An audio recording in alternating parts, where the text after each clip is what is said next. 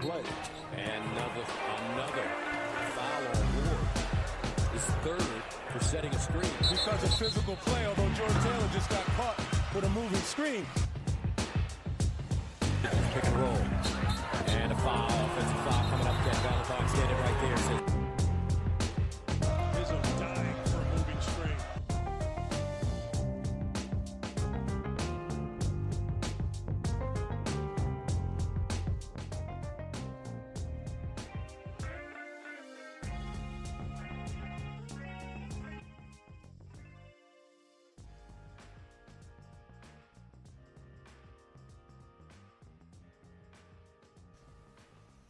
Hello, everyone, and welcome to another edition of the Moving Screen Podcast. I am Brendan Quinn of The Athletic, here with Dylan Burkhart of umhoops.com. It is Thursday, May 30th, the first day, I guess, officially of the Juwan Howard era in Michigan. The first official day. Yeah.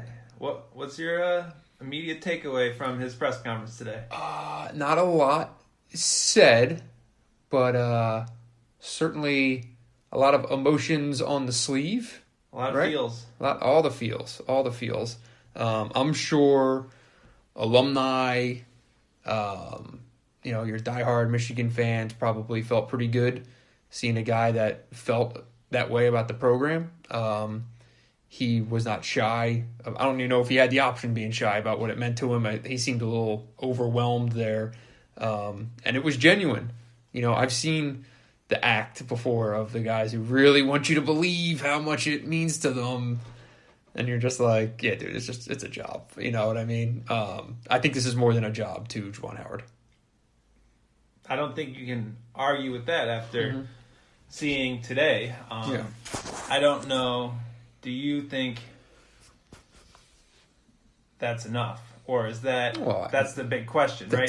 If I knew the answer to that, I'd be a lot better. I guess the other question, do you think that it needs to be more than I don't know that you could say it even needs to be more than a job to be successful. I was looking back at John Beilein's introductory press conference today, and I don't think I was reading the transcript, but he wasn't getting caught up in his emotions. He was talking about how they only have 4 hours to implement a whole series of drills for everyone to master over the offseason. Right. So I think there's all different ways to sort of look at an introductory press conference, and I would say Howard definitely won his as far as he showed what it means to him, and that's probably the most compelling part of his resume right now is he was hired, is his connection to the program, and I think that his emotions resonated. Would you agree with that? His emotions resonated, yeah. I mean, I, as well as you, as well as some other people I know, certainly raised an eye a little bit when it was asked about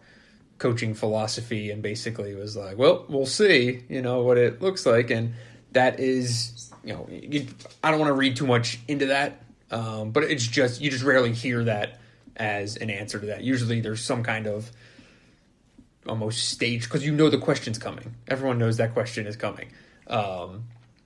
But there really wasn't any kind of tangible answer there. There was not. I have a couple thoughts here. First of all, most of what people answer to that question is bullshit. True. And almost every coach, Jordan Sperber did a great cut up this year where every coach in the country basically gets introduced and says they're going to play fast, they're going to do all these things, they're going to build a culture.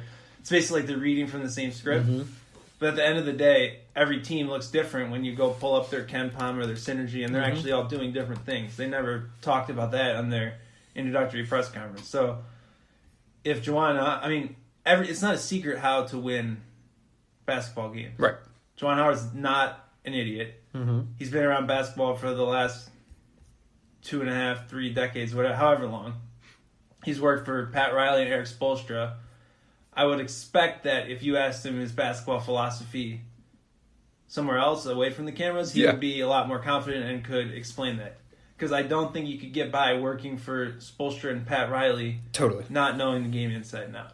Yeah, no, I will. I'll buy that take for sure. And the other thing is, I have been told by people who've dealt with Juwan Howard as in the coaching role that he is great to sit and talk hoops with, to kind of get into the nitty gritty stuff of roster, plays, what he's thinking, where he sees the game going, all that stuff that we would love to sit here and talk about for an hour of what he actually wants to do coaching wise. But the second a phone and some tape recorders and some cameras come out and he's kind of put into media coach guy role, he does shift into kind of a different persona. And he's very guarded especially about himself personally, and things like that. So I do think, we sit here and talk about the adjustments of him going NBA to college, NBA style and rules to college style and college rules, it's a different world. I do think that other part is going to be an adjustment. And that said, I think he did great in the press conference today and he came off really well and all that. I just mean in terms of being comfortable to kind of maybe speak freely, things like that. That will probably be just as it was for probably John Beilein. Yeah, and right? John Beilein had done how many introductory press conferences, right. And he changed so much in the last 12 years. I would say Juwan certainly seemed to be guarded, even nervous a bit. Like he's obviously been in front of the media his whole life, but it's another thing to be in front of the media in a new job. And I think that's pretty clear.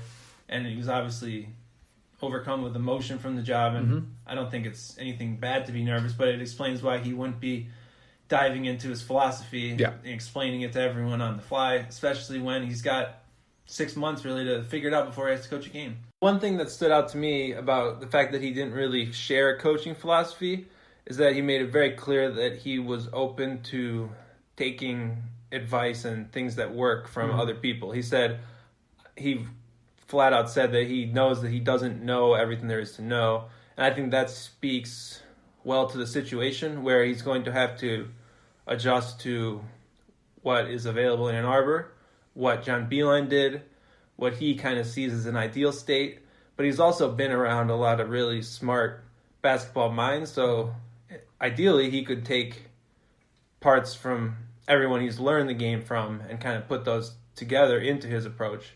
He just wasn't quite able to explain what any of that looks like at this point. Right, and it would have even been strange to really break it down more. Well, so. It would have, at best, it would have been a very broad.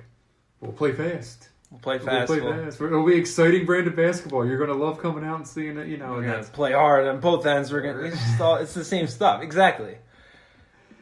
But you're right about the him acknowledging what he doesn't know, and the answer about the rule book being like, I know there's a lot of rules out there and it's going to take me a while to get caught up, and like any other answer would have been so disingenuous to anyone that knows anything about college basketball, right? So give him credit for giving a legitimate answer there. The problem is he's coaching against 350-something coaches who do know the rules. And they're recruiting every day. So you have to either break a few rules or learn the rules quickly. Sure. To kind of get up to speed and come up with a strategy. And that probably is why it's so important that he gets his staff in place as soon as possible. Yeah. This staff is obviously going to be a large part of our conversation here.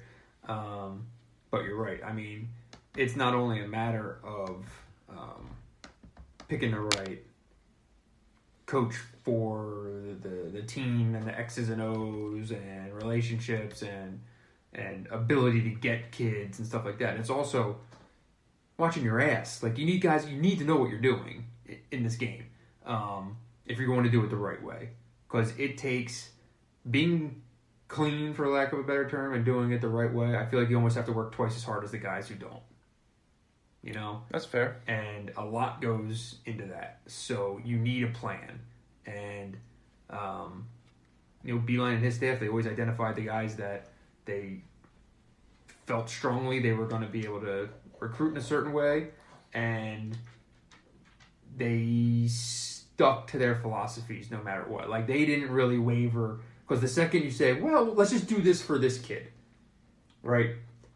Well, then suddenly it becomes easier for the next one and things can kind of come undone. So, like, you need discipline and a plan when it comes to recruiting, and a lot of that is you just knowing what the hell you're doing. Yeah, I would say Beeline probably had as principle of a plan, both really recruiting and coaching, and just this whole program was as the most detail-oriented planned program in the country. And now you're going to a coach who has never spent a day planning a program before a week ago. So it's a big change. I would say probably some of the infrastructure, some of the people still being carried over will help that transition, right? I mean, they've been involved with camps. They've been involved with running official visits, anything. There's probably enough retention in the building that some of those administrative tasks and things will at least kind of be able to take care of themselves. And they were, you can say without a doubt, taken care of the right way before, right? It's not like a lot of times you're coming to replace a coach who was fired and who knows what was going on, and it could be a complete mess, and you need to burn everything that was there because it's toxic. Yeah. I think the situation probably helps him out a little bit in that regard, that he doesn't have to rebuild everything. Yeah, so when it was with Isaiah Livers, I think you were there when we were talking, and one of the things that was interesting that he said about Juwan's team meeting earlier today, they met at like 10 a.m. a little bit before the noon press conference, and this was really the first time they'd ever spoken to him. There'd been text messages Face-to-face, and stuff like that, but this was the first real, he's the coach and he's there. One of the things that I found interesting that Isaiah kind of relayed from that was him saying that he thinks that that Howard said, we're going to keep some of the traditions of Beeline, and we're going to carry a lot of that over, and then also bring in some new stuff. So it was very much acknowledging what was there beforehand. And as you know, as everyone knows, sometimes when there's coaching changes, you don't even acknowledge what the hell came before you. It's just, for whatever reason, it's cut and dry. It's like it never happened. It seems like they're going to just try to pull some strings of the things that can correlate to what he wants it to be, and carry those over. Yeah, and I think at least program-wise, I think there's probably a lot of things, just like the foundation, right?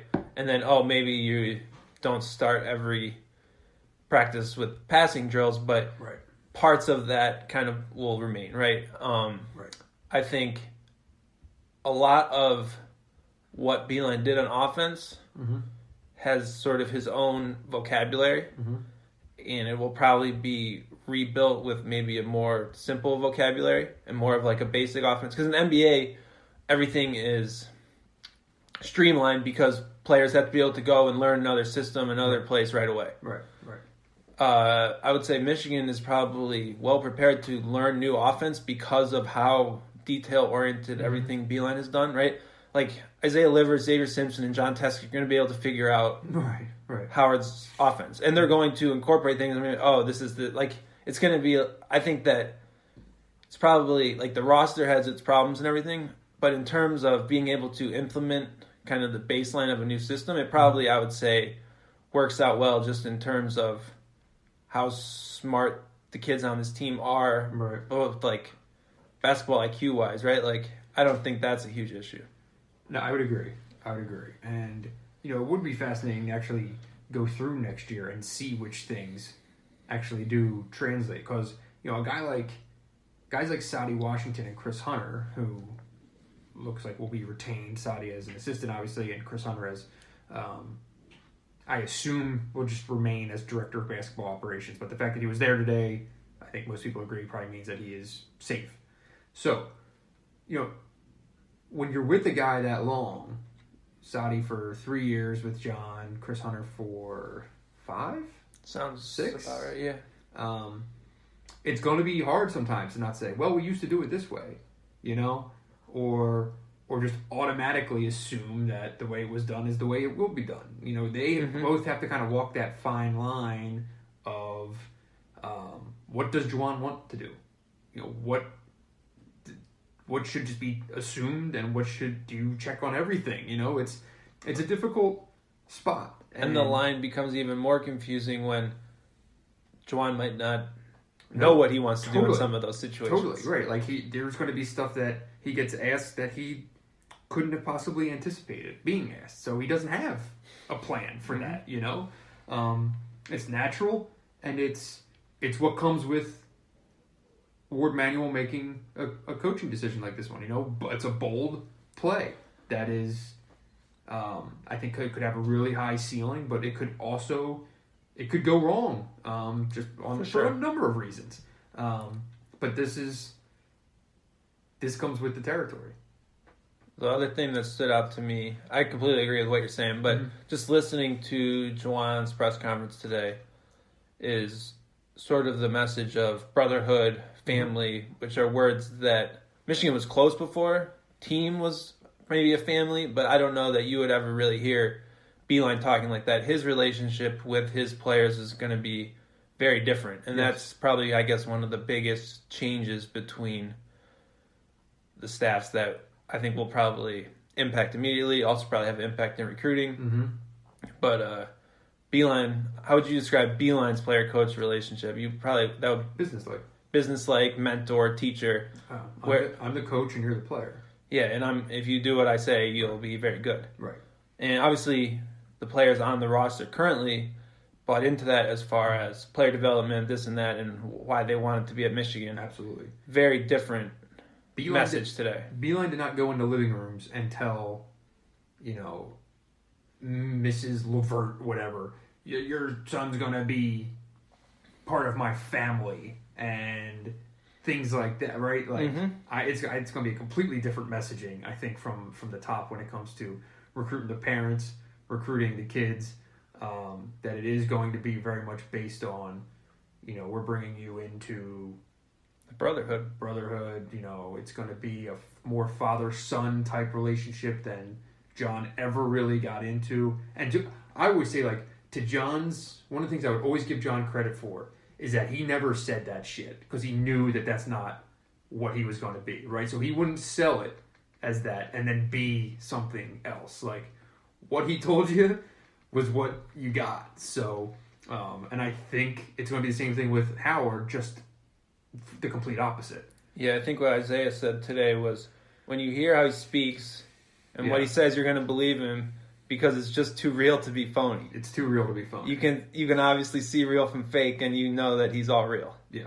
And that's just like, if Beilein were to say that, it would come off as phony, right? Like, they're both real, they're just real in very different ways. And that was probably the most obvious thing, just seeing them in this context today, I would say. And it'll be interesting to kind of see how the team reacts to it. Do you think that is something that some players on the team might not have looked for because obviously they didn't look for it because they didn't. Right. They could have made that decision, right? There are other programs that sell that pitch very hard. Yeah, I can't think of any personalities on the team that I'd be like, I can't imagine this really gelling with this guy. Look, they're 19 and 20-year-old basketball players. Dudes love being loved, right? And it seems like that's going to kind of be one of the core tenets of the place. Yeah, I think the leadership that you see of the returning pieces, I think, is key, because it seems like everyone just sort of looks to Xavier, Isaiah a little bit. Today, there's a very core established group, and I think they've kind of taken on sort of held everyone else together through the last 2 weeks, it seems like, a little bit. I think the new staff, starting with Juwan and whatever two assistants ultimately join, and we'll get into that, but the relationship that's built in the next couple months with Xavier Simpson, I think, is going to be enormous. He is the pulse of the team. Everyone looks to him. That's going to be really, really big. And I think, knowing Xavier, he will be eager to do it the right way. I don't see him being combative. He's not a guy you have to convince to buy in. Right, but if he senses anything that is amiss in his mind, also won't be ignored. He's not afraid to let you know about it. No. All right. Anything else from the presser itself? We want to talk a little bit about anything Ward said at the And I feel like that was probably the most plenty notable. He had a lot to say. Jeez. He's cooking with gas up there, as they say. He was ready to go. He was ready to go. Some things to get off his chest. I'll let you recap it. Go for it. So he was very adamant that hiring Juwan was not what has been termed by many as a gamble or risk. He went on to explain basically why he took that gamble or risk. I'm not really sure he convinced me, at least, that it wasn't a risk, but Right. He said in his mind he never felt like it was a risk. Man, I'm really putting my ass on the line here or anything like that. Which, I mean, in reality, anytime an AD makes any hire, he's putting his ass on the line or her ass on the line. And he went on to explain why he believed in Juwan, which isn't really why Juwan was proven for the role, right? Mm-hmm. Like, I mean, that's kind of gets back to the core principle of why it's a bit of a gamble. I don't know. He also, I guess, shared that he recounted Beeline calling him after he accepted the Cavs job. It was pretty. Beeline's name only came up maybe twice in the whole press conference, which was, I thought, somewhat interesting. Yeah. Anything else from what Ward had to say? Um. Do we both agree that it was a gamble/risk? Yes, of course, of course. Guy who hasn't coached a second of college basketball in his life and hasn't been in or around college basketball since declaring for the draft 24 years ago. Yeah, I think it's a bit of a risk. Right. But I also think compared to a lot of the alternatives, you know. It was a risk worth taking, but it was still a risk. Yeah. And a lot of it is, a lot of what happens now is more so in Juwan's hands, if that makes sense. Like, I think he deserved this risk to be taken on him, if that makes sense. Like, I don't think Ward is crazy for hiring this guy. But now, like, it's on him to make the right decisions, and you basically have to work like 24 hours a day. Yeah. Because the other guys are. Without a doubt. And he's got to do the work, and then he's got to probably catch a couple breaks along the way. I mean, you can do the work and not succeed, right? Like, doing the work is not a guarantee to succeed in coaching college basketball. We know that. Right. So, but when you're at a place with the facilities, with the money, with everything, with a culture in place, like, he ain't rebuilding here, you know? Like, this is... Yeah, my point is just shit happens. Like, you don't know. Totally. Yeah, you get injuries, a number of things can happen. For sure. Okay, let's get into staffing. So... Lots of moving pieces here. It is. Reported the other night that Saudi's in place. I think everyone agrees that probably is correct. Yes, he was there, He was which there. was quite telling. Yeah. Luke Yaklich headed to Texas, not officially yet. Yeah, I think that could go official while we are recording this. It's currently 6:30 on Thursday. Wouldn't be surprised if that goes up in black and white from Texas here shortly. So there's that. DeAndre Haynes announcing on Twitter this morning that he's no longer a part of the program, and I think certainly taking the high road in how he departed and wishing everyone well and thanking everyone for his years, because that guy's life changed dramatically in the last 2 weeks. DeAndre Haynes is, I think, 35. 2 or 3 kids, nice life, everything's set up here.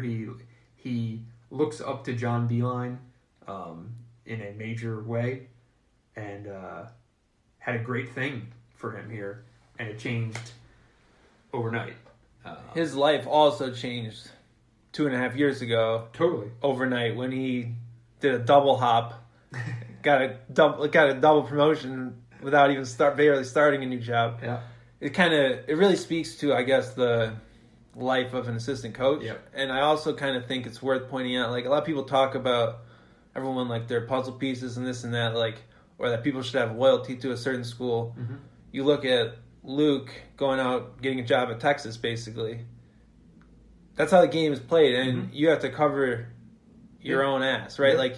Like, DeAndre Haynes he was a good soldier. He didn't do anything, but it's just the way the game goes sometimes. And that I think that's really telling, kind of just about the situation and how this assistant coaching business works, and why you can't just sit around and hope to be retained by a new head coach. Yeah.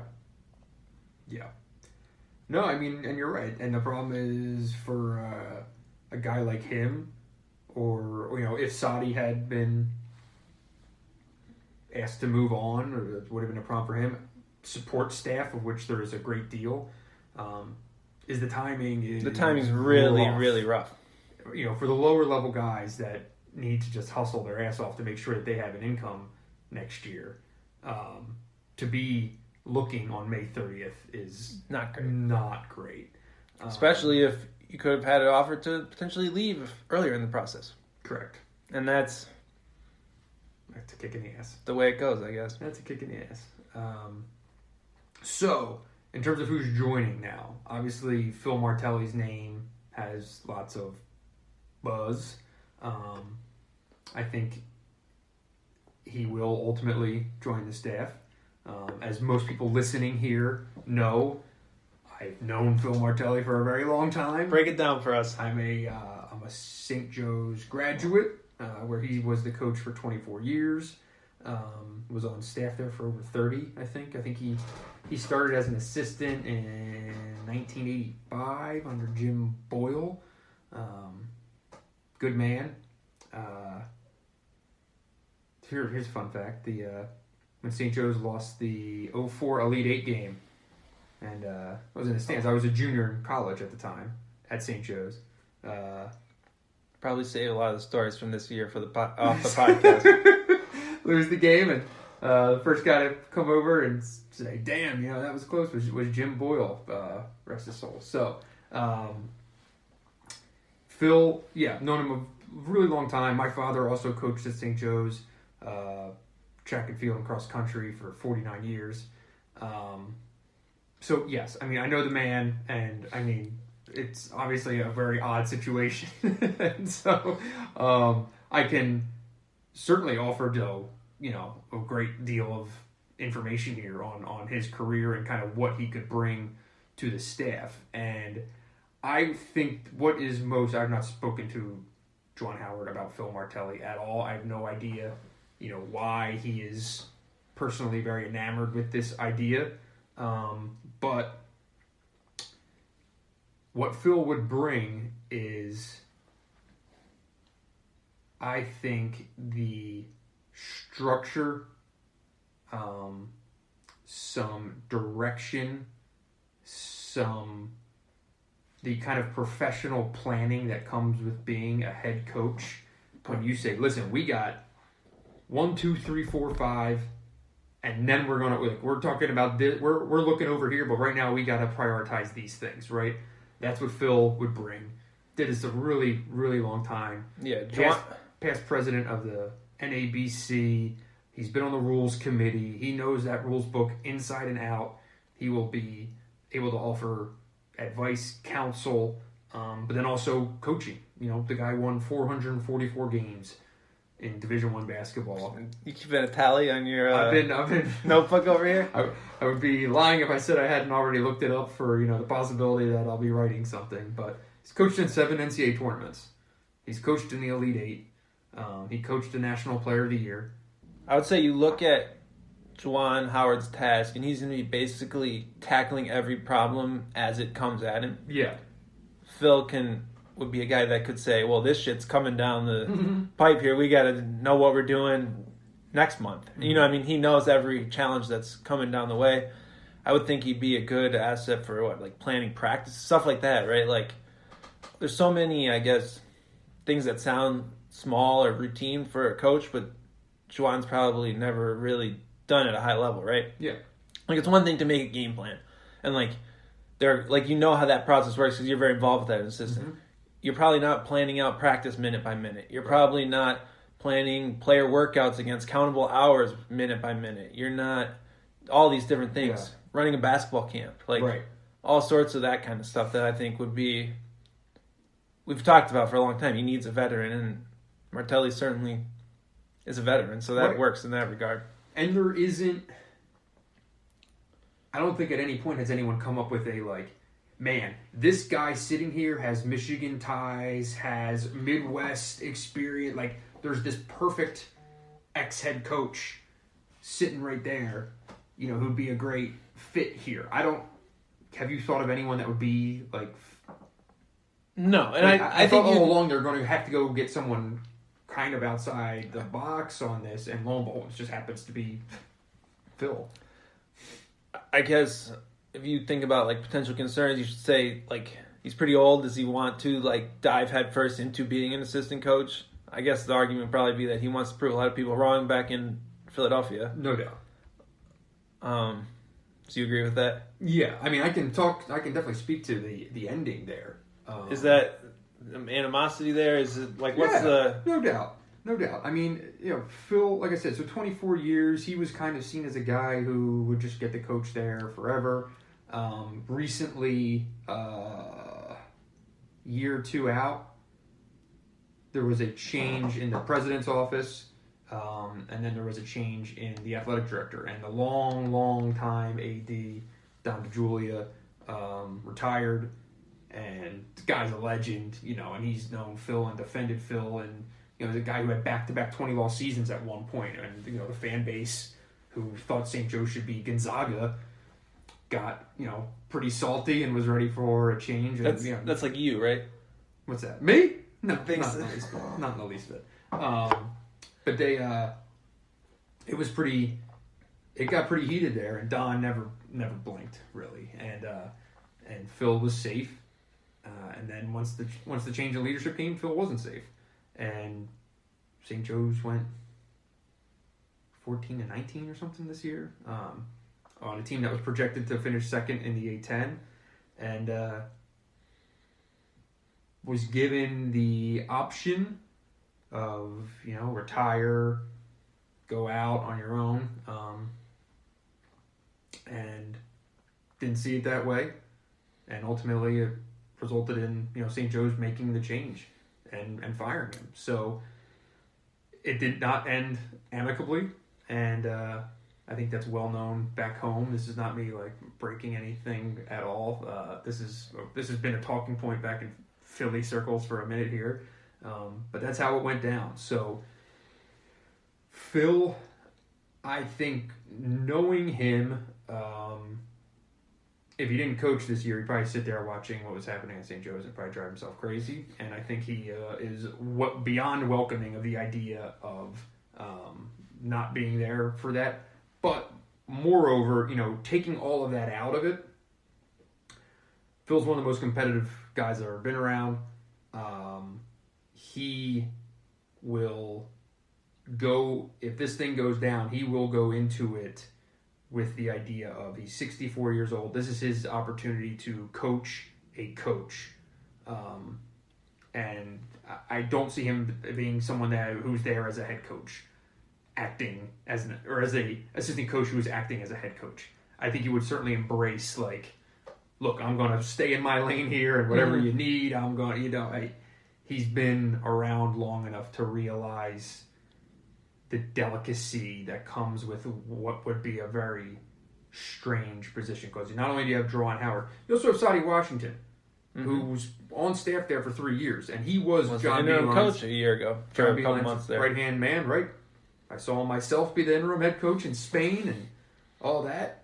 You need to kind of be very tactful, I think, and you need someone who's smart. Would you describe Martelli as tactful? It's a lot of I would not say that. No. energy and fire to bring into a situation. He's smart enough to know what he needs to do. Okay. Executing it is difficult. That's different. We'll see. I don't know. Does he have any sort of relationship with Juwan? Not that I know of. No. I think this is all very fresh and new. I think that speaks to either, like, what would you say it says about Juwan to bring someone like Martelli? Like, you could find a more tame veteran assistant with head coaching experience. Yeah. That's interesting. You know, I think it says that Juwan was given advice on who to look at by people that he really respected. And this was a name that continued to come his way. Because the thing about Phil Martelli is that dude knows everybody. Yeah, I think it speaks to some of his Everybody. ties back to like Pat Riley, Spoelstra, like that, like the old school is old school. And you name any high-level coach in college basketball, they know, they have relationships with Phil. It's not, hey, I've seen him on the summer circle. Like, people have relationships with Phil. John Beilein has known Phil for a very long time. I remember seeing John at the Final Four. He came over. We were talking about Phil, losing his job at St. Joe's, and it was genuine care there. Same exact thing for Tom Izzo. Tom Izzo and Phil Martelli have known each other for a very long time. He's just one of those guys. He's been really, really intimately involved with the NABC for a very long time. And, I've been trying to wrap my head around this fit now for a while, and I'm fascinated to see how it plays out. I would also say it goes back to willingness to learn and receive advice, right? I mean, it's easy to say, I want to make every decision. I don't want a strong voice around me. And It seems like Juwan is pretty clearly in the camp that he's not scared to go out and get the best, the most experienced. He said, I want an experienced head coach on my staff. He went and got one. From everything I've gathered, I think he is someone who's far more worried about screwing this up than his own ego or him being the man or him having, no one to kick back ideas and say, that won't fly. He said it today at one point, like, this will be an operation and I will make the final decisions, but there will be thought given to everything. And, I do feel like Phil's a guy who has done enough and seen enough that when something comes up, he can present three options, right? Right? Door number 1, door number 2, door number 3. He's probably been through every door at some point in his career too. 100%. I think it's a good fit in that regard. The basketball side of things is a little more interesting. Like, is it a situation where he's going to bring offensive, defensive ideas? Like, you know what I mean? Like, there's a lot, like, is he going to shape some of Juwan's philosophy? Or is there going to be more like, you're going to do something on the court, but you're going to really give guidance administratively, right? Like, that'll be interesting to see how those roles shake out and who brings what. Are we going to have all Philly buckets isolation ball here? Like, is that what's coming? St. Joe's was number 3 in the country in isolation possessions per game last year. There you go, baby. There you go. I don't see this being a thing where, like, Phil coaches the offense or something like that. It's not going to be that. But in-game stuff, Juwan Howard's never been a head coach. Timeouts, substitutions, stuff like that. I could certainly see it being something like that, will be interesting. And the other name, Howard Isley, certainly the most buzz. Last I've been told, I forget who reported it first, but that was this past weekend. Everything I've heard since then has remained pretty much in lockstep that this is the guy. A guy who kind of fits Juwan's resume. Yep, NBA guy. NBA guy. Went to Southwestern, right, with Jalen Rose. The Detroit flavor, which is good, which you need. Second Michigan guy on the staff, which is interesting.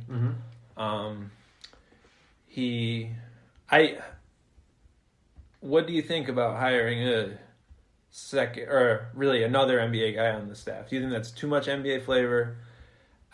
You've seen it kind of work out differently. I think it really comes down to how well he can recruit. Yeah. I've kind of assumed that Isley has to be some kind of closer recruiter or something, but it's really hard to just say that when the guy hasn't recruited. Exactly. And he doesn't have any notable grassroots. I think his kid is like a really, really good 8th grader. Yeah. You'd obviously look at him and say, maybe he can be your Mike Miller, right? Like, who's Penny's ace recruiter. Mike Miller ran an AAU team before he was hired. Right. Again, totally different. That is interesting to me, where you really have Martelli, who obviously has ties and relationships. Mm-hmm. You have Sadi, who has ties to Michigan, but you don't really have a national recruiter on the staff. Mm-hmm. And that would be, I guess, maybe one red flag. I don't know if you... Howard Isley could be an amazing recruiter. We just don't know. We have no idea. Yeah. But as a number 3 assistant, like, you're not really, presumed number 3 assistant, I guess. You're not really sure what you're going to get in that regard anyways. A lot of times you have a young guy in that role. Seems like Isley has been kind of he went to Boston College, right? And I think he wants to be the Juwan Howard at Boston College at some point is kind of what I gather. That I would agree with. Yeah, that there's a bit of potentially lining up for the next move, which to me, it's not a bad thing for an assistant coach. It's not a bad thing. I don't really get it from Isley's point of view, because I feel like you can stay in the NBA and probably still get the BC job. I don't know.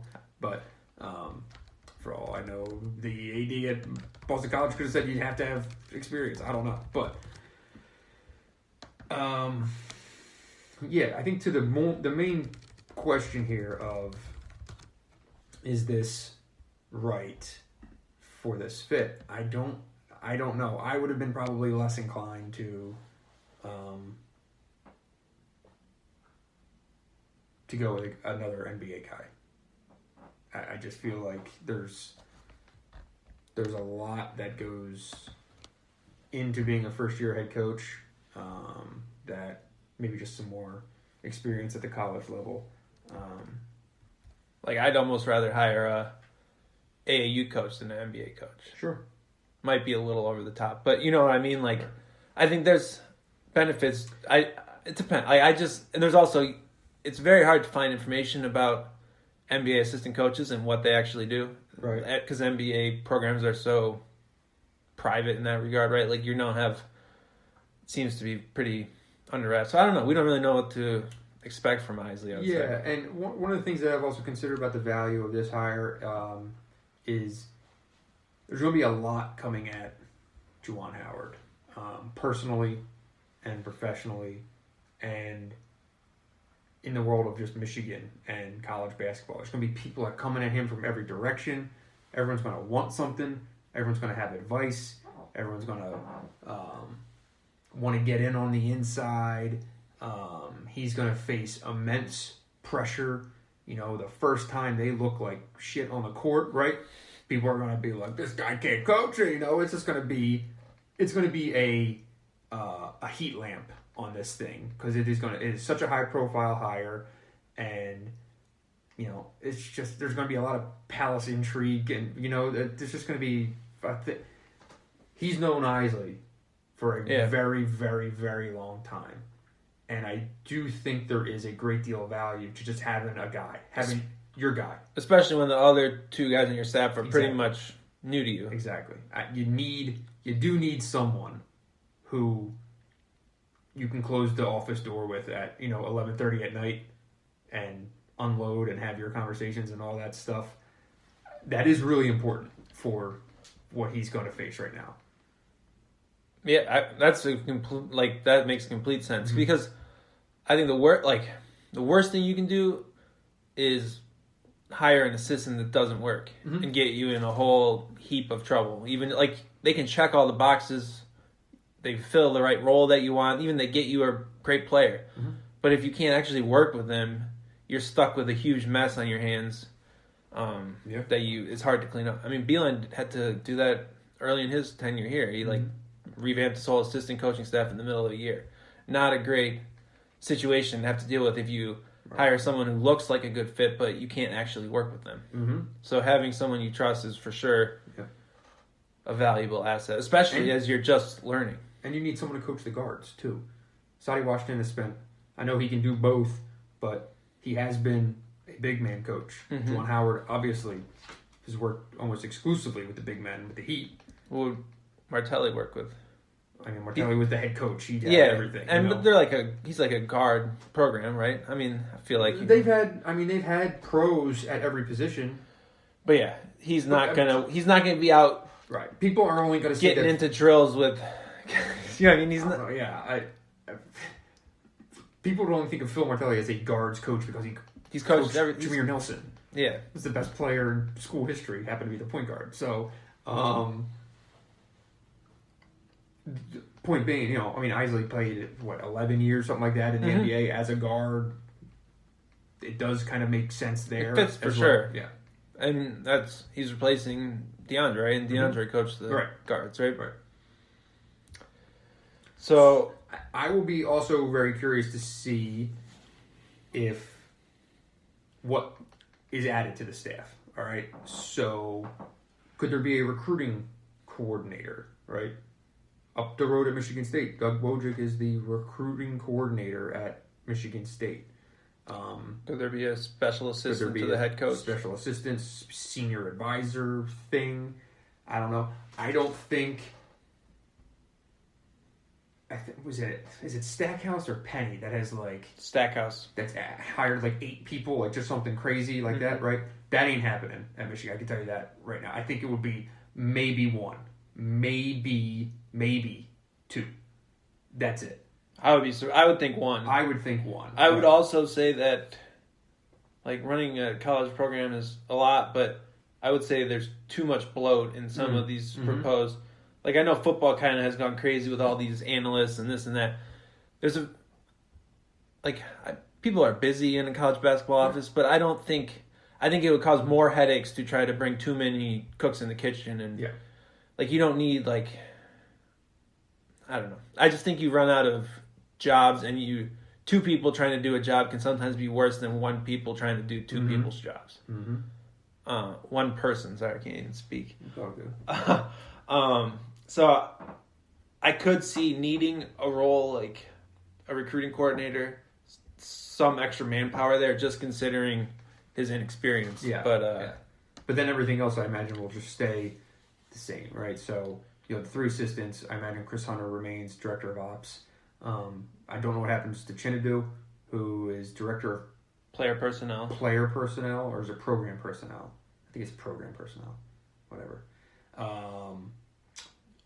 Jake Schooner was the GA, but he was very much in line for the video analyst job that was left open by Brian Smothers, who's now with Patrick Beeline at Niagara. Wouldn't be totally surprised if Juwan Howard brings a video guy from the NBA, just because I feel like that's a thing, right? But maybe Jay has a second year possible as GA, so you could potentially keep him there. I also think he or Chenadu could maybe end up with Beeline, doing some video kind of job, right hand man, special assistant type thing. I think that's certainly a possibility for either of those, because I imagine John doesn't have anyone with him that he knows down there. At some point, I feel like he's going to want someone working with him who's been there. And then actually, obviously, John Sanderson staying put, which is ideal for Michigan. I thought that was a really key first piece for Howard. And it seemed like he did too, or at least he was John told that it was. John didn't want to go anywhere. And I think part of Michigan is we're going to keep this guy, right? Plus, we're in the off-season where the strength coach is basically the one in everyday contact with the players. Yes. Right? And even last week when there was nothing, there was something. Yeah, and that kind of holds everything together. So that is for sure the first move that you want to make to kind of keep the wheels on the car for time being. The last piece would be Alex Wong, athletic trainer. So you're looking at a video job that's open and potentially a unnamed non-coaching assistant role. That basically would be the 2 remaining spots. I think potentially. That sounds right. Which are key spots, but really, and so a lot of people have been throwing out all these crazy suggestions on my website of all these people you can hire. You have to remember, you can only have 3 assistants on the road, and you can only have 3 assistants on the practice floor. So everyone else has to be able to do their job from an office, and there's only so much you can do in an office. And in college basketball, there's something called equity, or in college sports, or something that's called equity. And if you hire just 3 additional staff positions for men's basketball, those positions are going to be requested on women's basketball as well. Mm-hmm. That's how it works. So if you're adding all these positions and all these salaries, Times 2. times it by 2. It's true. kind of the dollars and cents in the actual business side of how these things work. It's not, it's not monopoly money, and it's not just picking guys as coaches that are like baseball cards. You know what I mean? Yep, and you have to be able to, if you're going to hire a recruiting coordinator, you need to be able to have a plan for them. You need to know what they're going to do before you hire them. Right. You're not just hiring some recruiting coordinator being like, hit the road, I'll see you in January or something. Like a lot of these staffs, like I know Kentucky, I think, has a recruiting coordinator. Mm-hmm. They've been recruiting for a long time, and they know the whole, you can draw up a job description. I don't know that anyone in Michigan's office right now could draw up a job description for what a recruiting coordinator should necessarily do, right? You have to kind of know what they're going to do before you know you need them. Sure. First things first is going to be getting 3 assistants in the same room for the first time with the head coach. I mean, the head coach only got here last night, for God's sake. He was hired a week ago. So there's still a lot that has to happen here. Which is kind of remarkable that we're already talking about 3 assistants, though, considering that he just showed up in Ann Arbor today. I mean, obviously the timing has to be crunched because of the calendar and this and that, but that's still pretty quick, all things considered, I would say. Right. Okay. Anything else on this? I don't think so. I got nothing else either. And I'm sure we're just going to keep going with the pod. I mean, we have a lot to talk about as these hires go on. I think at some point we'll probably sit down and dedicate one full episode to Michigan State and talking about them this offseason. They just had a major addition. Just got a big transfer, and all we're doing is talking about Juwan Howard. That's just we're gonna lose half our base. We're not.